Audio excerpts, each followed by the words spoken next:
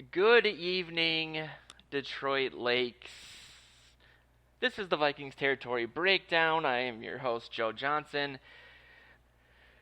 Owner, deep inhale there, because I own about 50 websites at this point. UFFda Sports is the main brand. That site and app is being built as we speak. The main sites are the Vikings websites, VikingsTerritory.com, PurplePTSD.com, PurpleTerritoryRadio.com. We also recently launched a general NFL site called FranchiseTag.com, a NCAA/NFL draft prospect sort of database called the Draft Team. We're going to launch a badminton website next month that everyone's looking forward to. That's not true, but we might as well at this point. I'm here again. I should try what? You should try getting another website with those NWO guys. Get a website going for them. Oh, I mean the superfans. Yeah, superfan. Once half of them get out of prison for apparently. Whoa, Doc. Yikes. We like to go low and then end high on the VT breakdown. How you doing, Mr. Oberly? It's nice to hear from you. We haven't talked for a little bit. I'm good. I'm trying to keep grass alive in this sweltering heat and not cause a personal water crisis throughout the state of Minnesota. It's not easy. It's pretty intense out there. How's your maple syrup doing? It's good. It's tasty. It's done. I'm just, we're already plotting next year. So, right now you always plot it over a plate of pancakes and some great natural syrup. And that sounds awesome. I started this thing called Nutrisystem this week, which I had heard my brother-in-law lost just a ton of weight doing it. And my problem, one of my main problems from a weight perspective, is that I only eat once a day, usually around 10 p.m. And so I bet they don't have maple syrup on the menu. They have pancakes. Wow. Yeah, but I wouldn't. I mean, if we really got down to the science of it, I would not call them pancakes. Hubcaps, maybe. Ultimate Frisbees. There goes that sponsorship. And I was this close to closing it. I should. They do that on the radio all the time. But then I would have to actually lose weight, and it'd be really embarrassing if I weighed in and somehow. This says you died 2 weeks ago. You'd be more financially motivated because they would be sponsoring you. Yeah. So you would have consequences for not taking it seriously, Yeah, that's true. But that's never been my strongest suit, I guess. One of the main drivers of starting all these sites in the first place was getting away from people telling me what to do, I guess. So yeah, you should introduce our guest. Sorry to tell you what to do, Joe. Well, now people are just gonna have to guess. I don't want to be looking. I shouldn't have started talking, but I have to chime in on Nutrisystem. I'm sorry. You want some Nutrisystem? No, not at all. Not at all. She wants some maple syrup. Yeah. Fresh I'd maple rather get syrup. fatter than thinner if Nutrisystem is my only option. I will, just to put a little pin in the Nutrisystem thing, I didn't pick it up from my delivery locker for 3 days, so I think most of it went bad. Ugh. So if I just disappear randomly halfway through the show, our new sponsor is a tapeworm. But we actually have a guest on the show today. Nice segue. I'm a pro. I mean, that's all you can really say.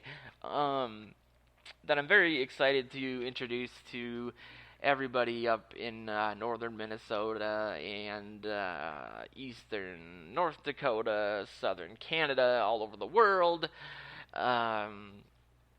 If you're a Vikings Twitter person, you're most likely familiar with Sally. I think you get introduced a lot on the Believe in Vikings podcast that you co-host with our very own Dustin Baker and former Vikings legend Bryant McKinney as Sally from Minneapolis.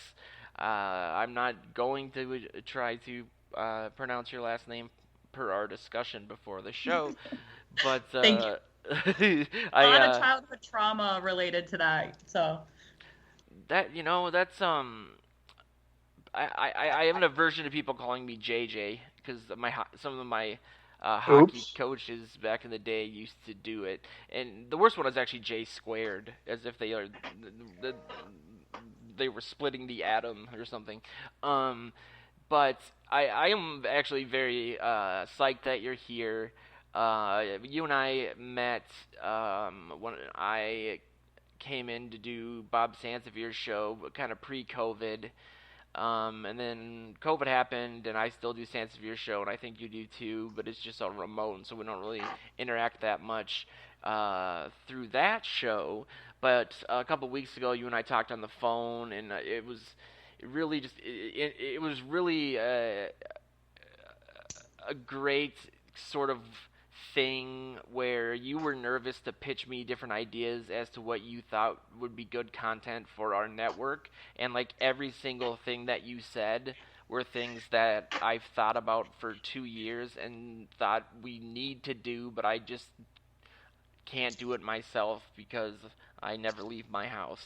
So I can, you know what I mean? I can like give shut-ins guides to avoiding the sun. Like I don't know what else to do, but I just wanted to say I'm super psyched that you're on the show, that you will be writing for us, doing shows for us in the near future, and I wanted to kind of hear from you the type of stuff that you were kind of envisioning doing, and so on and so forth. Yeah, so okay, I'm getting like nervous talking about this, but so I blogged years ago, back like 2012 to 2013, and I really enjoyed it. But Vikings Twitter was a completely different animal back then. Our entire community was different. We didn't have, a ton of independent news sources like Vikings Territory, Purple PTSD, and I apologize if you guys existed back then, but I mean, I feel like the major sources for local Vikings takes was you went to one of the two sports stations that we had locally.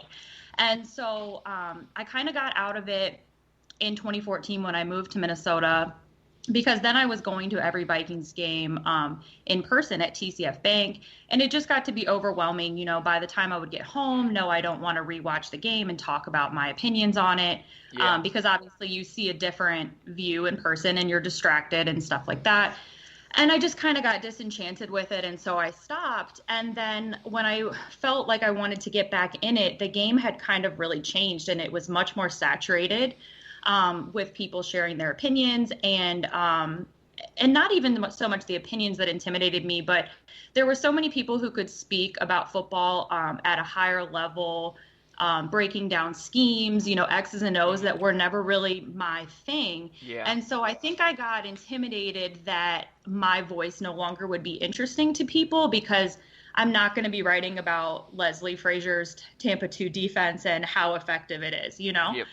So I kind of just got turned off from it then. And the last year and a half or whatever since COVID has happened, I've had a lot of time to self-reflect. And I realized, this is going to sound conceited, but there is a reason that I am the most followed female in our community on Twitter. And that, other than, the professionals, Lindsay, Courtney, and hopefully I'm not forgetting anyone, but people don't follow me because they want the X's and O's, right? Like people follow me because they love the lifestyle that I live, that I go to every Vikings game, that I travel on the road to games, and I'm recording our tailgating stuff, and I'm recording what we're doing during the game, after the game. And people who aren't able to live, people live vicariously through that. And I know that because they tell me all the time.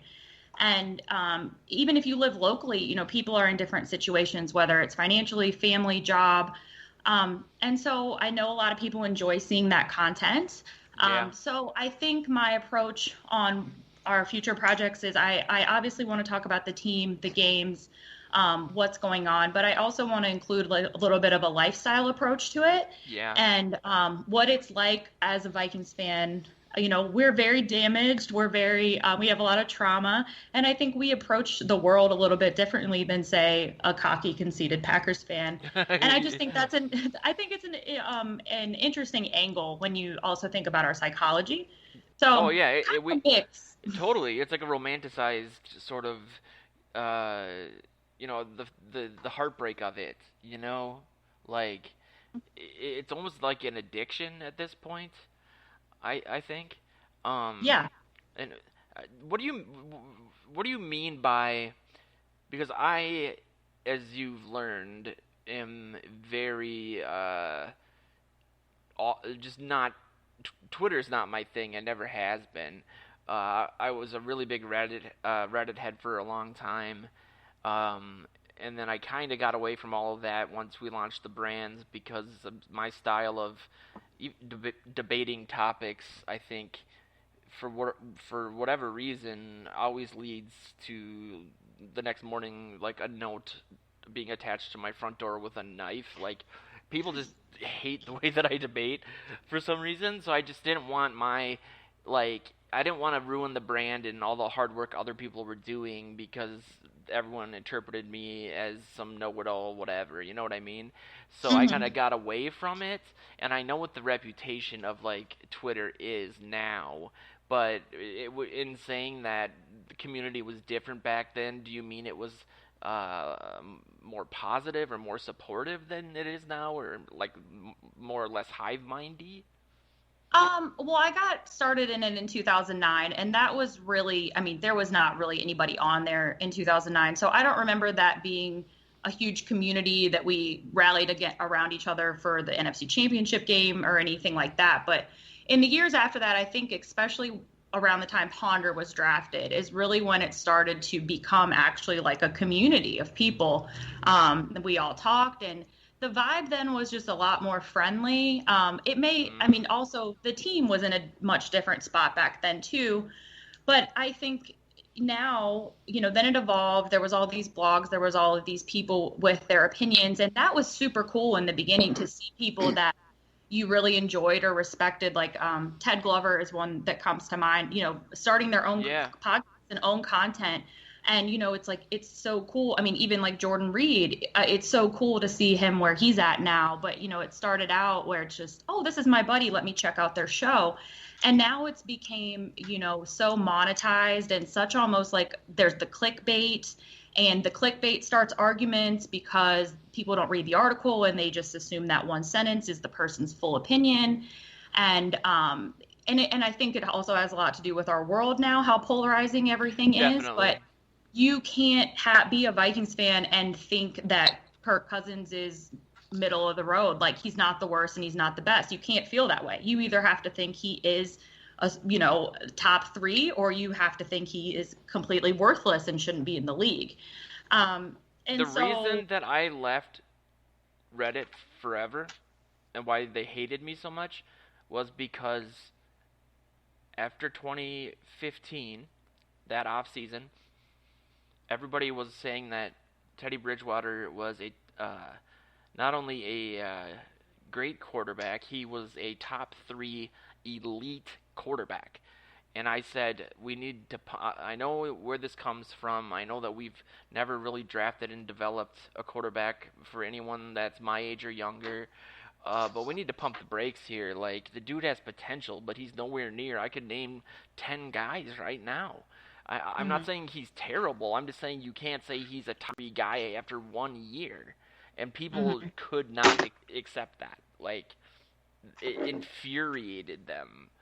And so on Twitter, the first time that I remember things like getting controversial was Ponder, probably, his, not that first year because he only played a few games after Donovan, but towards the end of that, then we had 2012. And then, so when the writing was kind of on the wall that this wasn't really going to be your guy, it was a stretch to get him where he did, it's not going to pan out. There were so many people that were just not willing, to go that way. And so I do, I used to be way more outspoken back then. And I'd be like, if you think Christian Ponder is a good quarterback, just block me, So you'd lose like 50 followers. But back then that was a lot because there was only like 1,000 of us, So, Yeah, so that was like the first time that I remember people just not really getting along. But I mean, now it's a whole nother beast, and there's so many younger people involved in it that have a different style of communicating than we do. Yeah. And all the, retweet for this, like for this. I just yeah. went. Yep. But I got really disenchanted after the 2017 NFC Championship game. First of all, because that took a huge emotional toll on me to finally go all in and really believe that this was like destiny. But then, we don't need to get into the Kirk thing, but 2018, I just didn't see enough changing. I didn't see them getting back to where they were. And then I knew, what I just didn't see Cousins as a fit for the roster that we had at that time. I didn't see how he was going to be successful with no offensive line. And so I didn't understand the signing. And so since then, I don't know, I haven't been able to get my emotional connection back to it. And so sharing my opinions hasn't been something I've been confident in because I've been too sensitive to receive the backlash in my mentions, and I couldn't handle it. Yeah. But now I don't care. Like, I have confidence again, and I'm ready for whatever people want to bring my way. So I'm always end up being right in the end. So you won't nobody. Tampa 2 defense. Just curious. I'm kidding. Joe, I'm not kidding you. That's exactly what I was going to say. And I'm so upset that you got to that joke first. But yeah, I feel like a lot of my takes from the last few years have become the sort of objective zeitgeist. Sort of everyone disagrees now that's what it is, but at the time, people who I worked with, who I respected, who I did podcasts with, who I begged to leave Reddit and write professionally, would tell me how crazy I was, and like send me pictures of an island and be like, "You're all alone on this island." They have a plan. The offensive line's great, and I'd be like, "Oh, yeah, all right, we'll see how that goes." I don't know. I think Sally made one point about the fact that there's so many different voices out there now that allows everybody to be fair game. You can have whatever take you want, and people are going to rail against it, or they're going to ignore it, or they're going to say, "Yeah, I agree with you." So I mean, it all comes with the territory, and if you enjoy putting it out there, put it out there. If you don't like what you might hear, ignore the responses and do what you want to do. It's I mean, because none of it is life concerning, life or death. I mean, it's football. It's fun. Make your statement, make your bold statement, as Joe is wont to do, and damn the consequences. That's all I say. And I always say to people, like, at the end of the day, we're all here because of the same thing. We love this team, and we want them to win, and we just don't agree on how to get there. Yeah. But that's sports in a nutshell. Pretty much. It's just it's rough being a Vikings fan. I don't know, because you're not. I mean, Sally's not even from here. She chose this willingly, which I find. I'm not 100% sure you're not like a Russian sleeper agent, but you chose a fun team. I have myself when I get down about the Twitter. First of all, a huge pro tip about it is you tweet something, you let 3 people respond, and then you mute it, so you never see what they're saying. Meanwhile, they're all fighting in your comments, and you're getting the engagement and more people seeing your stuff. But anyway, I mean, as far as me choosing this life, I have always been a Vikings fan. I grew up a Vikings fan. My parents are from Minnesota. I didn't know that. Yeah, my parents moved to Virginia before I was born. Okay. So hence my daddy issues. I had nothing in common with my dad, so I had to watch football. So when he called me once a week, we had something to talk about. And back then, Silver Linings Playbook. Yeah. Yeah, basically. And so then I found Vikings Twitter. I connected with this community of people. I started traveling to games here, and I just ended up meeting so many people that I finally felt like I belonged somewhere, because going back to that psychology piece, growing up as a Vikings fan and not having anyone to share that interest with. I mean, obviously other people liked the NFL, but I had no one who followed the Vikings on the level that I did to talk to. And all I had was ESPN to watch, who we all know they never talk about the Vikings.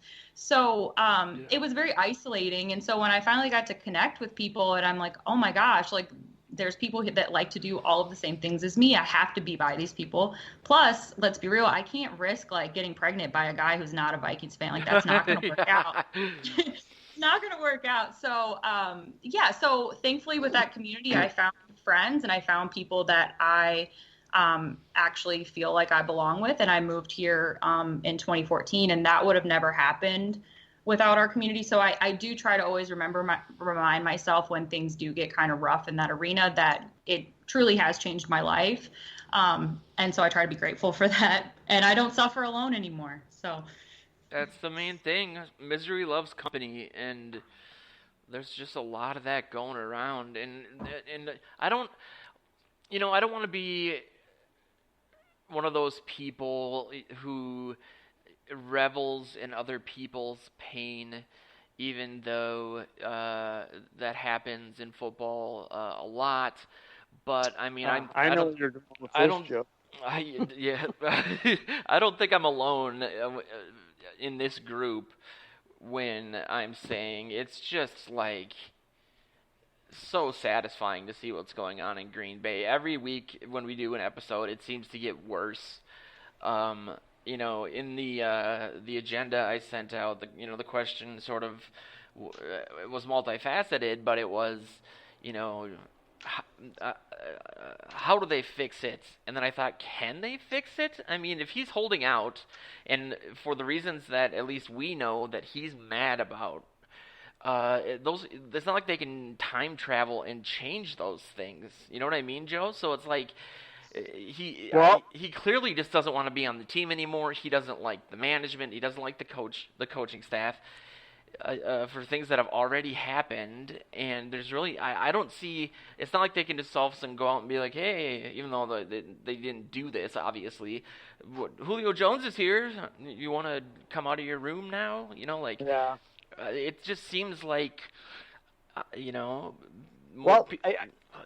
don't know. Is he going to sit out the whole season? Does he not care about his kind of the stat book and legacy in regards to numbers that much? Like he's in love, Joe. Come on. I think don't know what that word means. He's the team has the upper position. They can trade him or not. And if they don't trade him and he doesn't want to play, he sits. And so he really doesn't have – he can do what he's doing as much as he wants, but his situation doesn't change until the team agrees to it. So for me, this thing is starting to look like 2010 is Favre coming or not. Is he coming or not? Oh, my God, is he coming? Is he coming or not? I mean, we went on and on and on and on in that season thinking we were on the precipice of a Super Bowl title, waiting on Favre to get, off of his tractor in Hattiesburg and get on a plane and come back to the Vikings. And in the end, he did, even though every day something else is reported. Somebody had this or somebody had this. And, that these dribs and drabs come out. I have just kind of taken the attitude. I love the fact that it is disrupting them, and I hope it continues to do that. I do think he will play because he loves the game, and he does know there's a clock ticking. There is for all of us. And I don't think he wants to be here. I think when he comes here, he will probably play well because he plays well with a chip on his shoulder like he did last year. Yeah. And that might be detrimental for the Vikings. But ultimately, I think it will get figured out because there's nothing that's really happened that says, you haven't crossed the Rubicon yet and that you can't come back, What do you think he's trying to accomplish then? He wants to be traded, it seems to me. And they don't want to trade him. I guess I would. I mean, the number of players they could get for him, and now granted, they wouldn't have a future Hall of Fame quarterback like they've had for several decades. But if you draft Jordan Love, you should have enough confidence in him to say he's sat there now for how long? Let's trade this guy. let's get But as, these ma- guys as know, many. though, Joe. They know what they got in them, and apparently they're not ready to do that, or else. Then they shouldn't Or have else drafted him in the first place. well, they sat. Rodgers sat for 3 years before he played. Maybe the reason they don't want to do anything because the guy just was MVP of the league, and the fan base would revolt. A tantamount to an insurrection at the Capitol on January 6th. But so I don't know. I think it gets done. I think it gets figured out in the end. He comes back and plays. He plays really well, and he says, "Hey, look at me. I'm so good. I can do whatever I want." And then maybe he's gone. You and I have both agreed that next year he's probably gone or something. But I'm not gonna beat my breast over this thing anymore. I just say, "Oh my God, what's going to happen?" Because it's just until it does, who cares? Other than the fact that it disrupts their camp. I was glad he didn't show up, and I hope that kind of crap continues. But I don't see anything changing once the season rolls around. And Sally, you can answer that question too any way you like, obviously, but I also kind of want your thoughts on if we were, and by we I mean the Vikings, were to replace Cousins with Rodgers with the same roster everywhere else, assuming, let's just say the money works out, do you think that they would win the Super Bowl, or at least be one of the top contenders? Yikes. Okay, I guess I'll start with that second question. I think that they would improve greatly, and just for the sole reason that Rodgers can extend plays and he's much more mobile. So the wide receiver, and again, we haven't seen this new offensive line, so I'm not trying to crap on them before they even get started. But just based on what we've seen, there would be much more time for these receivers to get deeper. Yeah. So I think it would make a huge difference. As far as Super Bowl, I don't necessarily know. I mean, the offense would definitely be on the field much longer as well, which would give those defensive guys some time those young guys some time to regroup. And I think the Packers and the Vikings almost had the identical run to pass ratio percentage-wise, because they're basically both what's his face, French Canadian Lafleur. He's a acolyte of Kubiak, so they were both ran the ball 55% of the time, threw it 45% of the time, and Rodgers arguably had his best year, one of his best years ever. I mean, can you imagine Rodgers with Thielen and Jefferson and Irv Smith? Ugh. Exactly. So, I mean, I do think they would be better. Now, would they get past an NFC Championship game like the Packers can't seem to do? I don't think so. But as far as his status, I think that there's absolutely no way that he comes back. I have to disagree with Joe. I think what we're seeing in Rodgers has a completely different personality and arrogance to him than any quarterbacks that I think we've seen do this in the past. I was so surprised when he even extended with them in the first place, because I think that there were obvious signs that he was disgruntled even back then.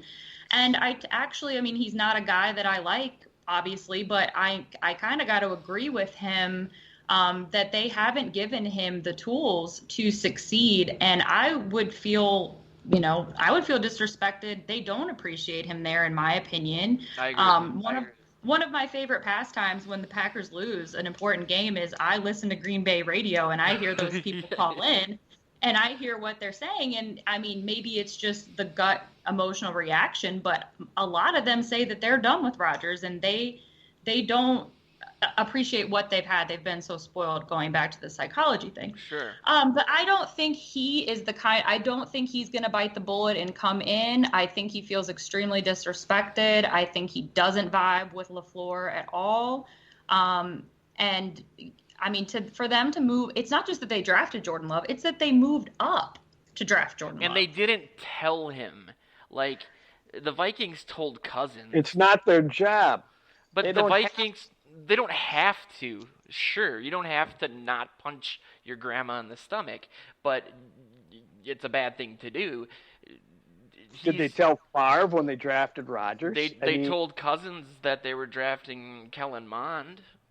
Well, I think you also have to take the personalities into effect here, right? And maybe they didn't know they were drafting Love until they did it. So I don't think you necessarily need to call him, but you do know the personality that you have in Rodgers, and you do know that he's going to be extremely upset by something like that. I'm not trying to say you should plan the future of your franchise around a guy's reaction. Yeah. But if you were just in the NFC Championship game 2 years in a row and you know he's still got a lot left in the tank, I don't know if that is the move that I would necessarily make, given that he's not an easygoing Cousins-like guy. If your star player's reaction to any move is to cash a bottle of tequila for the first time in their entire life, something went wrong somewhere. Well, you're talking about a draft, and you just mention the fact that they moved up. Do you know what they're doing to move up in the few minutes they have to make that decision? They're calling all kinds of teams and trying to get the best deal possible to do this and make this move. Yes. You think, quick, somebody call Rodgers and tell him we're going to. No, but how did they tell Cousins 2 days in advance about Mond? Well, they probably just told him it was possible. It might happen. That's exactly it. They sit on the line, and Rodgers is an idiot if he doesn't think that somewhere along the line they got to start drafting quarterbacks to replace me. Yes, he was drafting as a quarterback to replace another legend. This is part of the deal. Sure. So I'm sure they've had that discussion. But, sure. And it was a third-round pick with Mond. So you have time to say, hey, this is what we're trying to do.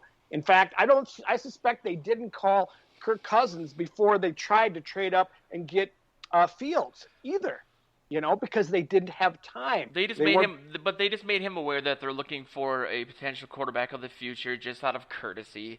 And the reason I think that Rodgers is additionally mad is because in lieu of saying, okay, this guy before Mahomes is widely considered to be the most gifted quarterback in the history of the league, but he's always only had one receiver to throw to. He finally had a decent running back the last year and a half, and instead of using that pick to get another player, another wide receiver, they just get another quarterback. It's something. Well, on the other hand, they've always had a nice offensive line around him, which is something the Vikings didn't. And they put in other pieces on the field, a good defense or a good wide receiver, running back. So I mean, it's I don't know. It just seems to me that some of that, if Rodgers is hurt, well, shame on him. Fine, you're great. You're going to be in the Hall of Fame.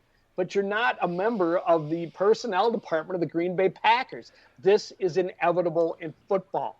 This is going to happen. You're going to be replaced. Father Time will win. Okay? Get used to it. But if you were to flip, let's flip everything and just say every Packers player is a Viking and vice versa. And Rodgers has been, a Vikings quarterback since the aughts, and the Super Bowls happened. And we're all sitting here saying, wow, we have back-to-back two top 5 quarterbacks. And I use loosely, we've only won since 1992 with 2 of the top, maybe even 3 quarterbacks in the history of the league, 2 Super Bowls. Why? Well, let's look at Rodgers and say, how much time does he have left? And can we win another Super Bowl? Probably. What's the quickest way to do it? He needs another receiver to throw to of some quality. Joe, that's what I think. It's not that you drafted a quarterback in preparation for the future. It's that you did it after 2 straight years of being in the NFC Championship game when you needed something to get you over that hump to get to the Super Bowl, and you used that first-round pick on a quarterback. Yeah. So do you think you guys are 1 game away, or do you think you guys are in rebuild mode? It doesn't match. How does it work for to pick somebody up for because you think you're 1 player away? He says Herschel Walker as an aside. I mean, it's not how it works. You have to be constantly building for the future. You can't just say, oh my God, we're going to pick this one player. But that was the reality of it, and you're just using the most drastic, terrible example as possible. Give me another example. I don't know. Draft what? I'm sorry, you got cut out. I didn't hear that. Joe? Yeah, I can't hear him either. Drafting any wide receiver of note at that point, as opposed to what you're saying is trade 5 years of draft picks. I just said that, but that was the mentality at the time. You're one player away, and I guess that's the point I'm making, the counterpoint to. I don't think you can do that in the NFL with that many people on your roster. A rookie's not going to make that much difference to get you over the hump. I don't think. But Justin Jefferson made a huge difference. And what Sally said. How did the Vikings finish last year, Sally? Well, that's if Jefferson was on the Packers, they would have. The Packers. They would have. They would have won the Super Bowl. And I think her point too. That's not true. He's only one man. He's not going to. I mean, they're still throwing to other people. I don't agree with that. It would have increased their percentage mathematically in a way you can't even compute, because you can't find from a factor of 0 because you drafted a backup quarterback instead of somebody who would actually help. And that's day one help. No one's saying that one player is going to completely change the entire thing, but you're talking about a team that is still very close to competing for a Super Bowl, and he needs more support. He's been asking for wide receivers for 5 years. I understand why he's mad. I don't disagree with that. I know he has been.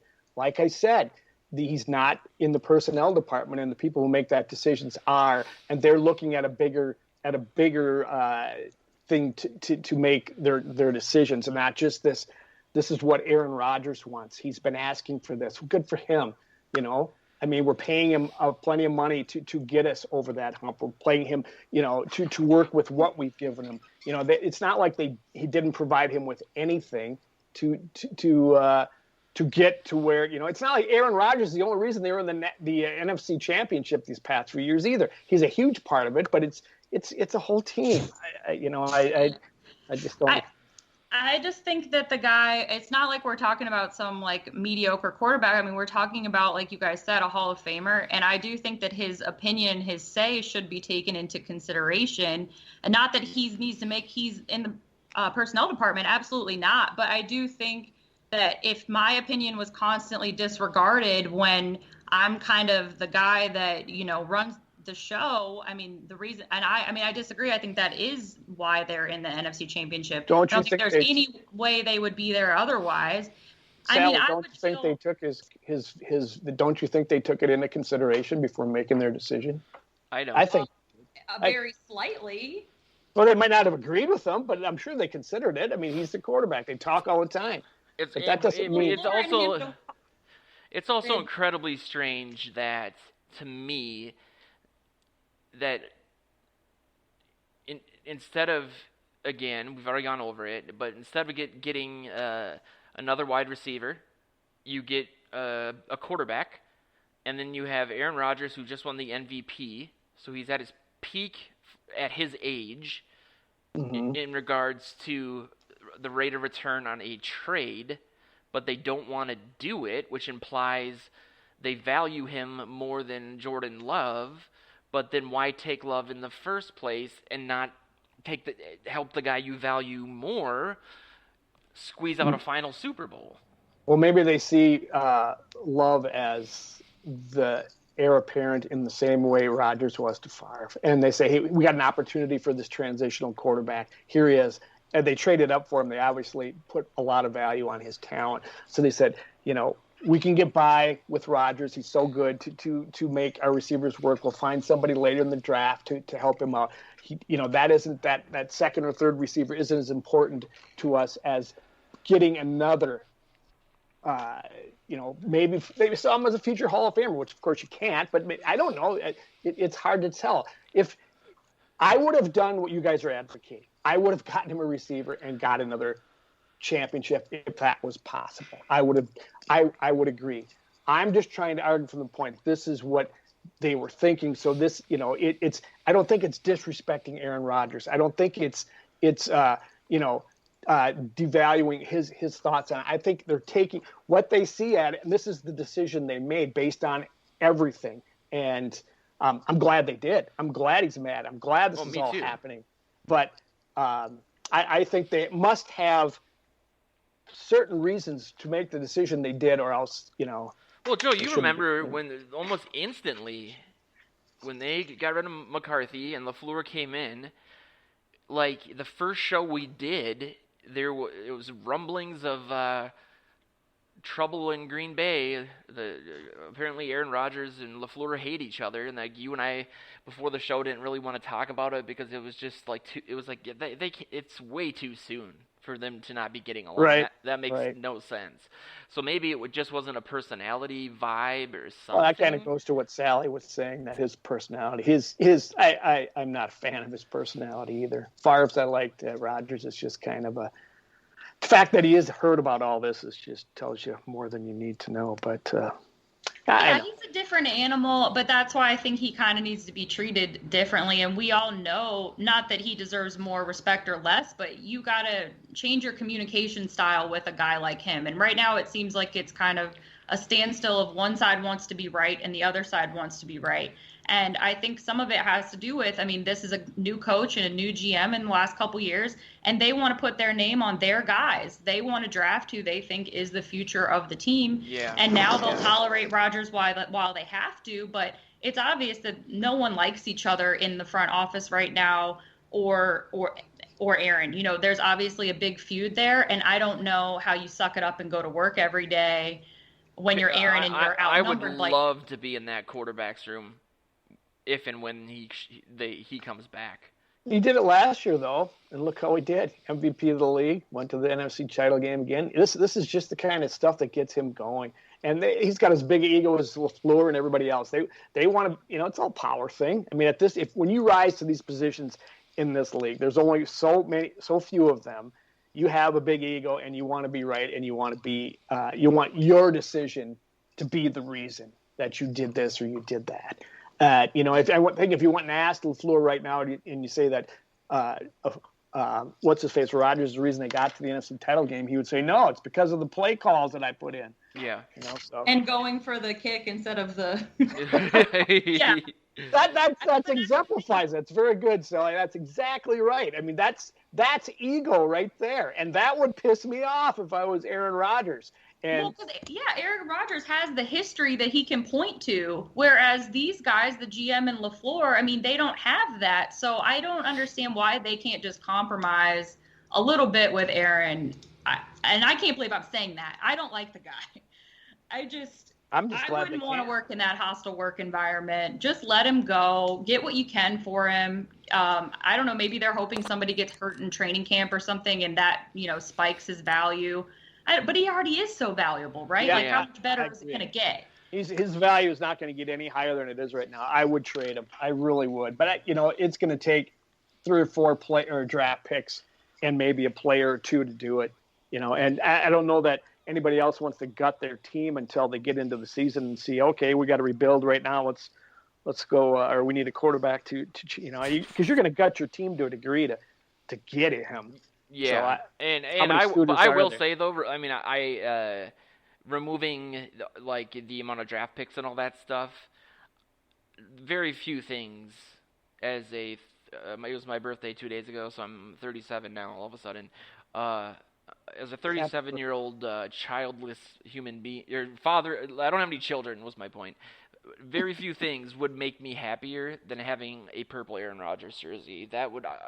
Oh my God! That would be the greatest thing. Just to cut it in half, sew the Favre one to the other side, and just. I could live with the Favre one, but I don't know how I'd feel about a Rodgers thing. But like I said, you'd have to gut your team. You'd bet, and Vikings had better be a young, talented team if they want to trade away that many draft choices and players too. Well, luckily they're the second youngest team in the league apparently, and also they may end up having to trade Danielle Hunter anyway. We talked about him a lot. Joe, you thankfully returned to the writing game for us, and last week you wrote about Zimmer hunting Danielle, and then this week you also talked about the offensive line. But I wanted but right now Sally's thinking, what the hell do you want this guy writing for? He's a No, I'm not. No, I warned. Like you said, there's room for all of us. Remember There you you said go. that. I warned her also, Joe. So Good move. You didn't warn me. There's nothing to be warned about. except for the maple syrup.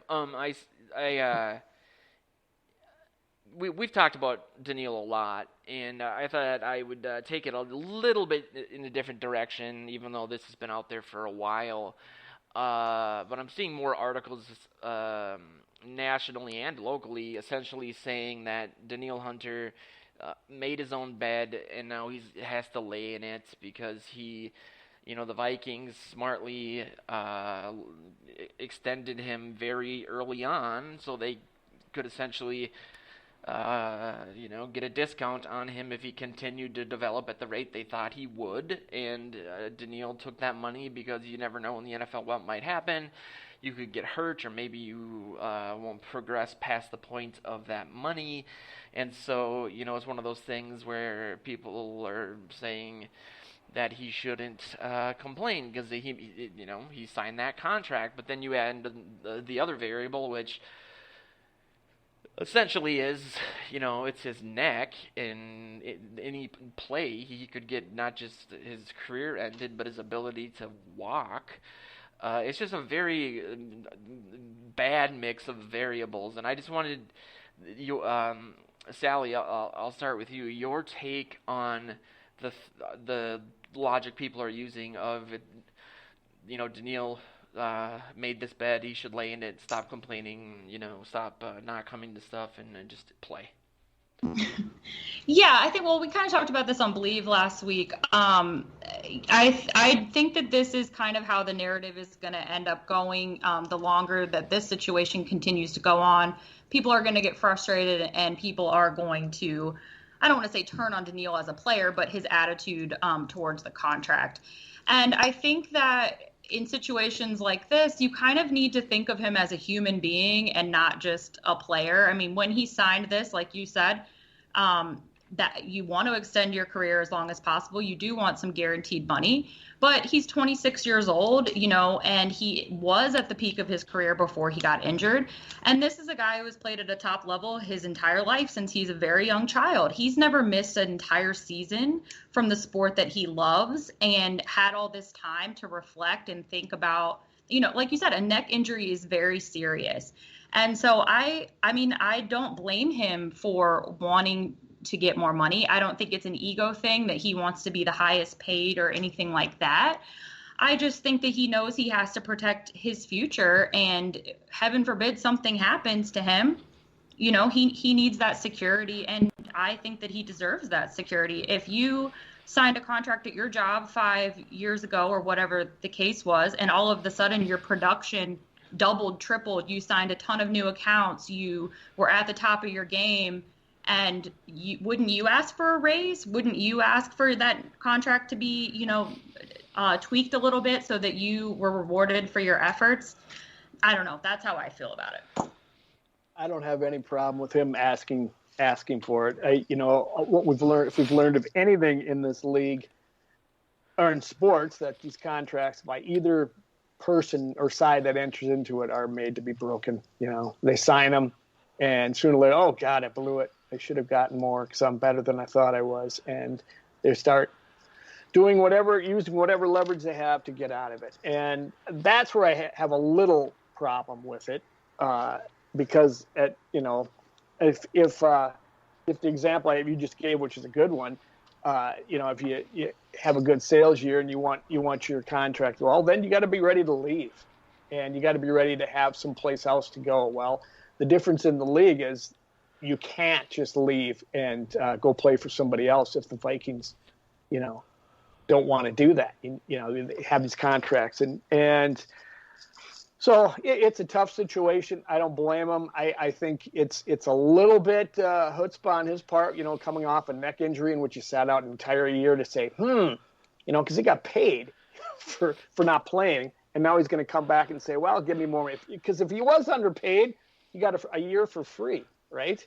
Yeah, so, but you could also understand where that comes from. You know what I mean? Like Sally said, he's always been healthy, and then he has this Yeah, but incredibly a little bit different. scary thing, I mean, that's what Mike Hughes had. I mean, he had a neck thing, and now he's no longer a Viking. So I don't know. It's a little concerning. It's a little brazen to come out there and say, I need more money.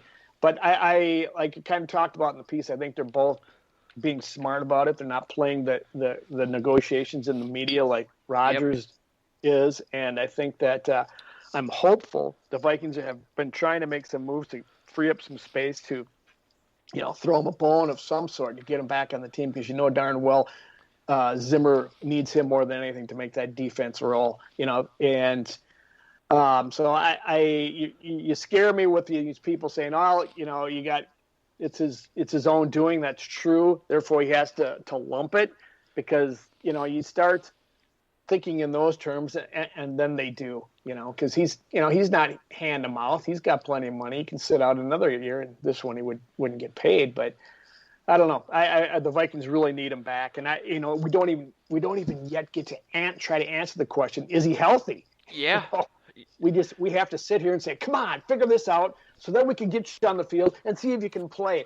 And at that point, I think the Vikings probably want to do that so that they can then negotiate the best position for the team. Until you know how healthy this guy is and what he can do, would you want to throw more money at him? I from a management standpoint, I wouldn't. Well, I would trust that they're going to have independent evaluations on how healthy he is before anybody signs him. I mean, no one's going to sign him just taking his doctor's word for it. There's going to be multiple professionals that I think are going to have to be independent to clear that. But I mean, it's just, he's got a short career, and if he goes into second game, the neck thing reoccurs, or heaven forbid something worse, I mean, he could potentially be done. So just from a human standpoint, I understand where he's coming from. And I mean, yeah, but you're right. It's totally unknown what type of productivity you're going to have. And so it might end up being, in hindsight, a really bad extension. But that's the situation with anybody. Right. But I mean, he could come back and not be the same player because he doesn't want to hurt his neck again. I mean, I think they need to get that Trump's doctor, that guy with the shoulder length hair. If he signs off on it, I say just give him everything. He's obviously gonna be great. It's funny because Joe, you mentioned that you see the team kind of getting a bit of money freed up here and there, and people are thinking that's either for Danielle or that they're looking for. Exactly right. An edge on the other side, but every day almost, if I feel like everyone keeps talking about bringing in Geno Atkins, who's a defensive, or another cornerback. But it's like why would we bring in another defensive tackle when we at least need one edge? We might end up needing two. I don't know if that's just bluster or subterfuge or something. I'm very happy with the defensive tackles that they have right now. I don't understand those moves. I don't understand why they traded Hughes in the first place, which we obviously talked about already. But if they signed Atkins, I'm gonna be upset, and I'm gonna kind of think the writing might be on the wall a little bit for Mr. Hunter. Hunter. Oh, well, Zimmer too. No, I always look at Zimmer and his track record, and look what he's brought in.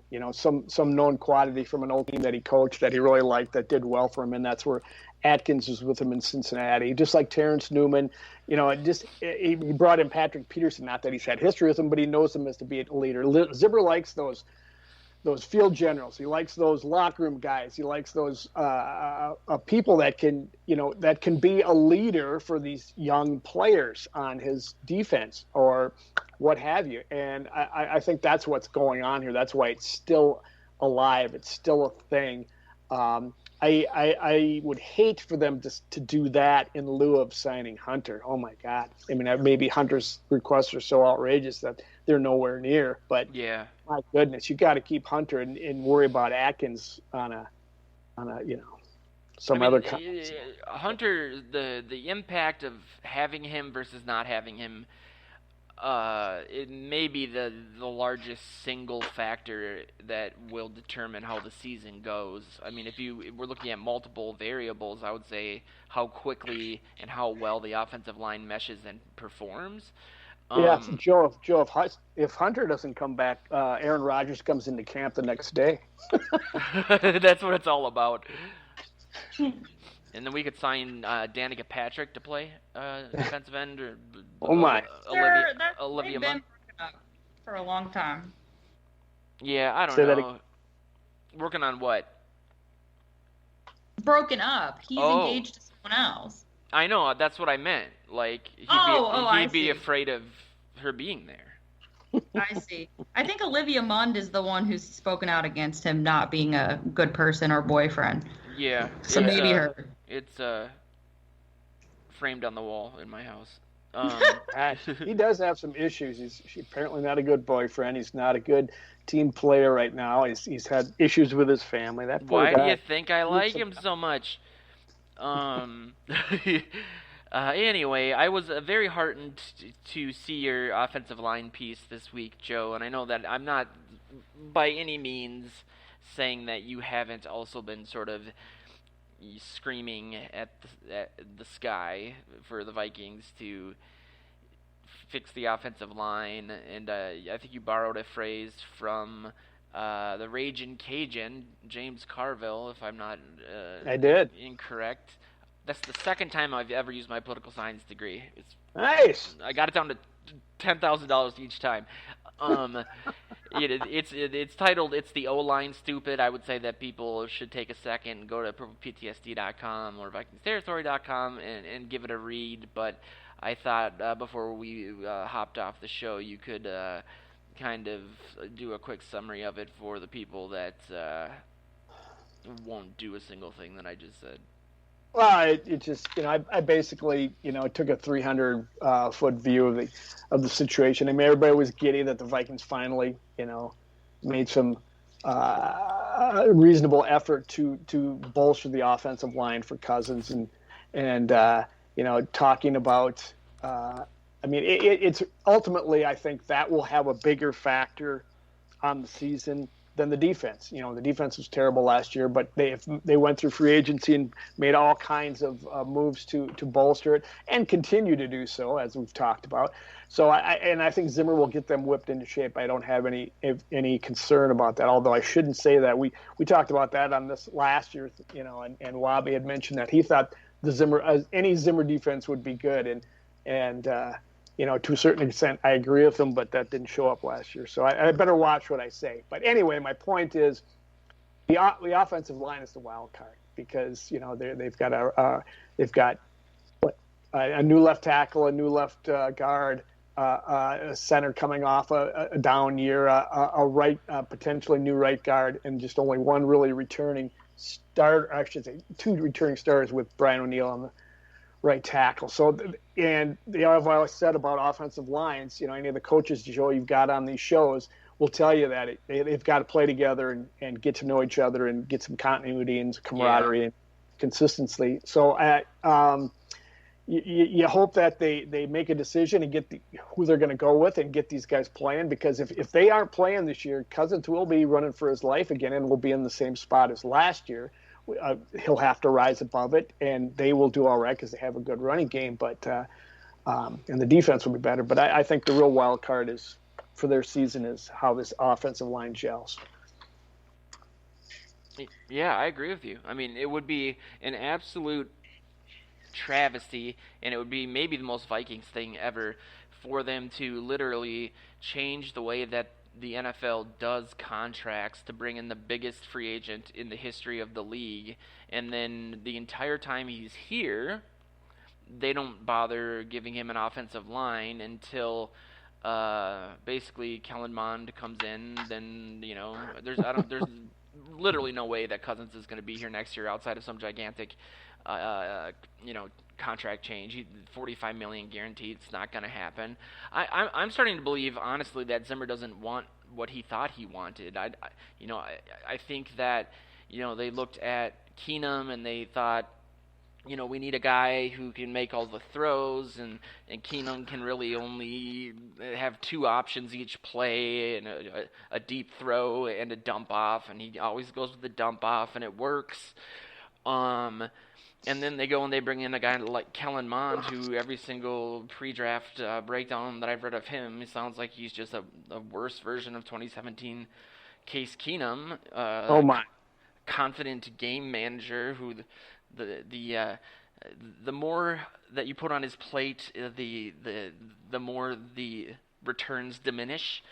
I don't think Zimmer likes explosive offenses. I don't think he likes any sort of risk. I think he wants to dink and dunk, control the clock, win 6-3, drive his brand new 1963, Studebaker home, and turn on Dick Van Dyke. Like he's just not the type of head coach I think that is congruent with the new era of the NFL or the players on his offense. If Justin Jefferson was mad that Cousins couldn't break how reality works, run to his left when the pocket broke down, and then instantly throw it while almost getting crushed by a nose tackle.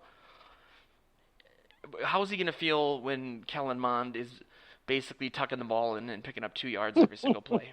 Like, do you think that's going to be fun for anybody? Well, it's fine that he prefers that style of game. The problem is when you get behind early on, or you have no way of coming back when that's your offense. Yeah. And so you put yourself in a hole really early if you don't have that ability to come back. Say there's a fumble early on, or just a broken play and there's a touchdown, and all of a sudden then you're down 14 points. You have to have an offense that can overcome those things, and it doesn't seem like he wants to have one that is even capable. And you have like the Tampa game last year. He wants these really long, methodical drives, but you have to score a touchdown on every drive.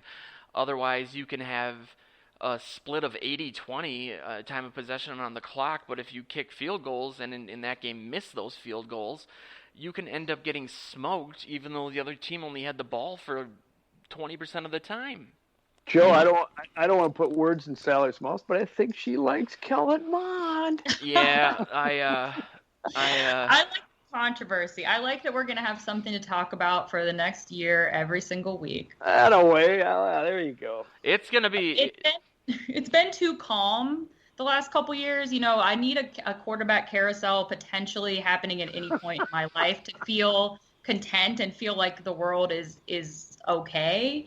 When there's not that option because it's a Sean Mannion or something, it's just not as exciting. I really make points. Actually, I never do, because that would be kind of disingenuous and gross. But I never bring up topics that I want to write about because I know the controversy will be good for the financial side of the company. But you saying that it just occurred to me this second that the Mond Cousins thing is gonna make us all a tremendous amount of money, and I'm gonna go. That's 63 Studebakers. Oof. And not in a clickbait way, like I touched on earlier. It won't have to be just. No, mine's gonna be clickbait. Did Kellen Mond murder somebody? It doesn't. But you're right. It doesn't need to be clickbait. It's red meat. It's what we're it's what we're used to. Every new week starts with Monday. There's your first headline. You know what? I would literally get a Mond jersey just to annoy people, just for people to talk shit to me and walking into US Bank Stadium and tell me how dumb I am and stuff.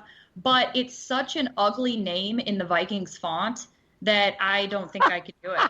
You know what's weird? It's so bad. And I don't know if it's because maybe I've heard this from you a couple times recently, Sally, but in the last 2 weeks, before the last 2 weeks, I hadn't heard anything like this, but in the last 2 weeks, I've heard more people complaining about the Vikings jerseys, the fonts, I didn't know people hated them so much.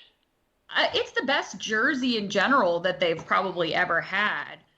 But just his name with the font, the D looks like an O. I mean, let's be real, it's not a super like attractive last name in the first place.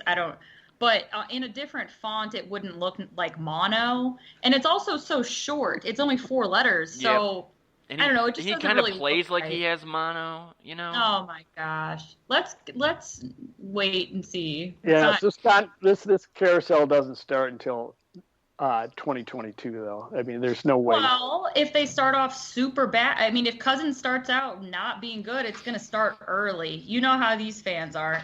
It's going to start.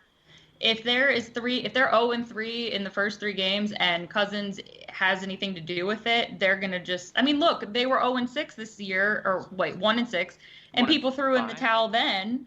So it's very possible that they could have the chance in October. Yeah, and even if they went 0-3 and Cousins had like 141 passer rating, 16 touchdowns, 3 interceptions, or 0 interceptions, people would blame him. So it's always going to come down to him, but somehow it's never Zimmer's fault, which I think is very interesting. We love our mediocrity here in Minnesota, and that's the best way to end the show, because that actually used to be the tagline.